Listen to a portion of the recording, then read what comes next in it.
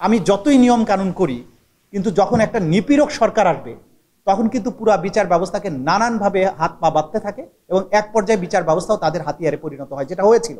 ওনার একটা সেল গঠন করেছিলেন, আমি ব্যক্তিগতভাবে এটার ভিকটিম আমি জানি। সুতরাং এই বিচার ব্যবস্থা সংস্কারের করার সময় আমাদের মাথায় রাখতে হবে যে কোন ব্যক্তিগুলোকে আমরা এখানে নিচ্ছি, যে এই ব্যক্তিরাই কিন্তু ডিফারেন্স মেক করে দিতে পারে। সুতরাং আইন বা সংবিধান দিয়ে সবকিছু বেঁধে রাখা যাবে না। ব্যক্তি সিলেকশনের ব্যাপারে আমাদের মারাত্মকভাবে সচেতন হতে হবে। এবং সবচেয়ে বড় কথা হচ্ছে রাজনৈতিক যে প্রক্রিয়া, ঘুরে ফিরে কিন্তু রাজনীতি এখানে ঘুরে ফিরে আসবে। আমি যতই নিয়ম কানুন করি, কিন্তু যখন একটা নিপীড়ক সরকার আসবে তখন কিন্তু পুরো বিচার ব্যবস্থাকে নানানভাবে হাত পা বাঁধতে থাকে এবং এক পর্যায়ে বিচার ব্যবস্থাও তাদের হাতিয়ারে পরিণত হয়, যেটা হয়েছিল। Supreme court guardian of the constitution. Supreme কোর্টের প্রধান বিচারপতি বসে বসে যেটা করতেন, যে তিনি ফেসবুক এবং ইউটিউবে দেখতেন কোন কোন বিরোধী নেতা বা কোন ব্যক্তি সরকারের বিরুদ্ধে বক্তৃতা দেয়। ওনার একটা সেল গঠন করেছিলেন, আমি ব্যক্তিগতভাবে এটার ভিকটিম আমি জানি। তাদের কাজ ছিল কে কে বক্তৃতা দিল, সরকারের বিরুদ্ধে খুব তীক্ষ্ণ বক্তৃতা দিয়েছে, তাকে কোনো না কোনো ফর্মে আদালতে এনে আদালত অবমাননার মামলায় ফেলা। আমি তখন একটা বক্তৃতা দিয়েছিলাম যে এই যে গত ইলেকশনের পরে যেটা যে নির্বাচনে শেখ হাসিনার সর্বশেষ নির্বাচন ছিল, যে আরেকটা পার্লামেন্টের মেয়াদ থাকা অবস্থায় পরবর্তী পার্লামেন্ট শপথ গ্রহণ কিভাবে করে, এটা কনস্টিটিউশনের যে ভায়োলেশন, এই কথাটা আমি একদম আইন দিয়ে যুক্তি দিয়ে বুঝিয়ে বলেছিলাম।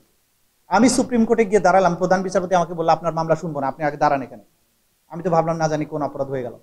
বললেন যে কোথায় কি বলেন সব খবর আমাদের কাছে আছে। আমি তো মাইলট থাকতেই পারে। বলে যে আমরা একটা কথা বলেছি, আপনি কি করে এরকম একটা ব্যাখ্যা দিলেন, আমি তো বুঝি নাই। তা আমি বললাম যে মাইলট আমি তো যতদূর জানি আমি আদালতের ব্যাপারে কিছুই বলি নাই, আমি একটা ব্যাখ্যা দিয়েছিলাম। বলে যে আপনাকে সাবধান করে দিচ্ছি, কন্টেম্প করতাম কিন্তু করি নাই, কিন্তু যদি কথা বলেন তাহলে কিন্তু কন্টেম্প করবো। আমি তো সুপ্রিম কোর্টের বিরুদ্ধে কিছুই বলি না, আর একটা কথা বলবেন কোর্ট থেকে বের করে দেবো। This was the supreme court. একজন বিচারক, সুপ্রিম কোর্টের প্রধান বিচারপতির কাজ হচ্ছে বাইরে আমরা কোথায় কি বলছি সেটাকে নিয়ন্ত্রণ করার জন্য কন্টেম্পকে হাতিয়ার হিসেবে ব্যবহার করা।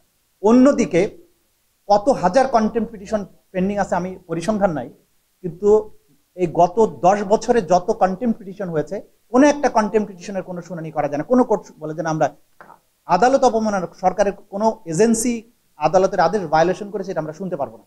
কারণ সংশ্লিষ্ট বিচারকদের উপরে চাপ সৃষ্টি করা হতো যে প্রশাসন যা করে করবে, কোনো কন্টেম্পটের শুনানি যদি করেন তার বেঞ্চ থাকবে না।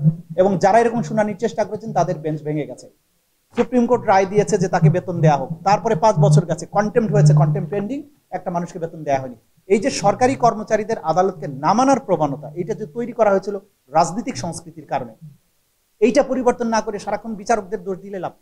এই যে প্রশাসন যন্ত্র, তারা ডেলিবারেটলি সরকারের সুপ্রিম কোর্টের আদেশগুলো অমান্য করতো, এই জায়গাতেও সংস্কার আনতে হবে। অনেকেই বলেছেন সুপ্রিম কোর্টে এই মুহূর্তে যে বিদ্যমান মামলাগুলো পেন্ডিং আছে তার 80% হচ্ছে অন্তর্বর্তীকালীন আদেশের বিরুদ্ধে, হাইকোর্টের জামিনের আদেশের বিরুদ্ধে অথবা স্টে দিয়েছে সেটার বিরুদ্ধে। এবং লিস্টগুলো ফলো করে দেখবেন যে বছরের পর বছর এই অন্তর্বর্তীকালীন আদেশগুলো পেন্ডিং থাকছে।